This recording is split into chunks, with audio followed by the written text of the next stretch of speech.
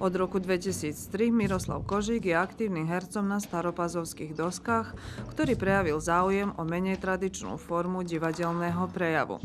Ako hovorí, v divadle chce experimentovať a hľadať nové možnosti, v ktorých slovo nie je nevyhnutné. Preto si zvolil rozprávať divadelné príbehy pohybom tela. Moja rodina je divadelná rodina.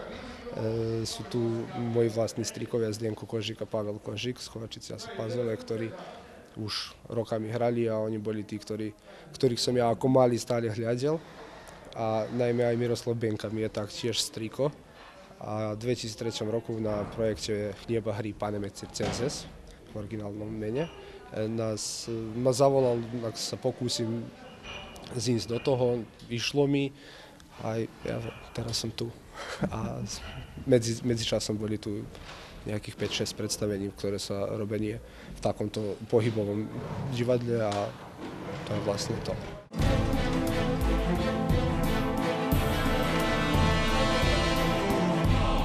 Jeho narastajúca aktivita na poli amatérskeho divadla umožnila mu spoznať umelecký svet, ale aj ten reálny. Ako herec v predstaveniach Miroslava Benku zúčastnil sa na rozličných festivaloch v Srbsku, Maďarsku a na Slovensku, ako aj v Sarajeve, Ljubljane, Kaire a Teherane. Ako byť dobrým pohybovým hercom? To, čo je potrebné, je, že by mal sluch, aj dobrú vôľu. A všetko ostalo je robota. Môžem si povedať, pán Bako, Miroslav, čo robil hudbu, keď sme robili predstavenie, tak keď robil tú hudbu, tak išiel som k nemu do štúdia a na múre mal taký jeden papier, kde píše, že 3 postoje talentom, ostalo je rád. Tak to sa môže isto povedať aj tu. Že vlastne my si to človek voliť, mať rád, vidieť si to, proste myslím, že inak ako verbálne divadlo. Veľmi je inakšia je situácia na scéne, na všetkom. Tak myslím, že to, čo je potrebné, je práve tá vôľa a sama práca na tom všetkom.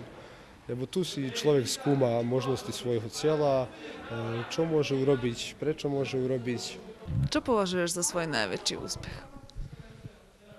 Môj najväčší úspech je, že ešte vždy som v tomto.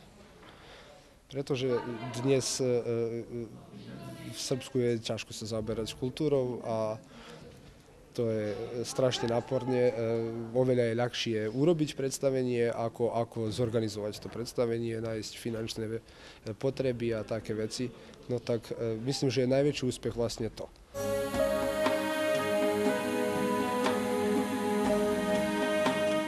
Keďže ho zaujímajú historické a filozofické témy, prišiel na ideu napísať hru, ktorú nazval Neresti ľudstva.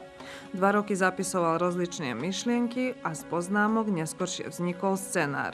Neverbálnou výpoveďou pokúsil sa poukázať na sebeckosť a žiarlivosť.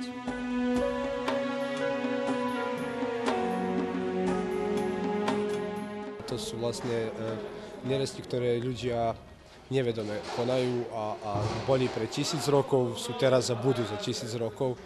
No tak to je niečo, čo je veľkou inšpiráciou robiť na tom a myslím si, že to, čo sme my dnes ukázali, je vlastne napríklad, že tu sú ľudia z rôznych svetov, z rôznych krajov sveta, všetci žijú spolu na jednom mieste a musia pekne žiť, spolupracovať, že by to mohlo fungovať. Najmä vždy je potrebno vybrať nejakého vodcu toho, niekto nie je spokojný s tým výberom a už tu sa stávajú nejaké malé súkoby. Ťažiskovou témou predstavenia je znázorniť obraz človeka a jeho vzťahy, ktoré ho formujú. Príbeh predvádza svorka znázorňujúca spoločnosť, v ktorej vznikajú konflikty kvôli nerestiam, ktorým sa členovia nedokážu vyhnúť. Ide o príčiny sporov, ktoré sú rovnaké, keď ide o 2 súperov, menšie spoločenstva, ba dokonca aj o celé národy. A máme tu jednu pravdu, čiže toho starca a budúcnosť, to dieťa. že po tom všetkom tomu svetu zostáva iba sa obrátiť deťom, ktoré sú ešte bezvinné, ktoré sú bezhriešné a môžu pokračovať žiť normálne. A budú si vidieť, najmä toto predstavenie predovšetkým pre mladých ľudí, že by mladí si to videli a mohli svoj svet budovať trochu krajšie. So zámerom aktivizovať mladých ľudí v kultúre autor si zvolil mladú hereckú zostavu.